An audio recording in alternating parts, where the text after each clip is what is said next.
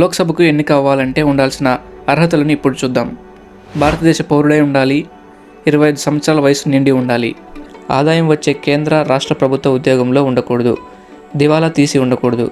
దేశంలో ఏదో ఒక నియోజకవర్గంలో ఓటర్గా నమోదై ఉండాలి. మానసిక స్థితి సక్రమంగా ఉండాలి. 2 సంవత్సరాలు లేదా అంతకన్నా ఎక్కువ రోజులు జైలు శిక్ష అనుభవించి ఉండకూడదు.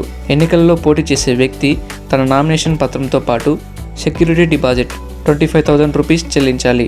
ఎస్సీ ఎస్టీ అభ్యర్థులైతే 12,500 రూపీస్ చెల్లించాలి.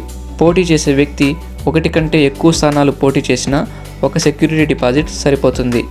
నామినేషన్ పత్రంతో పాటు అభ్యర్థి తన ఆస్తులు, అప్పులు, నేర చరిత్ర, వైవాహిక వివరాలను అఫిడవిట్ రూపంలో సమర్పించాలి. Thank you for watching our video.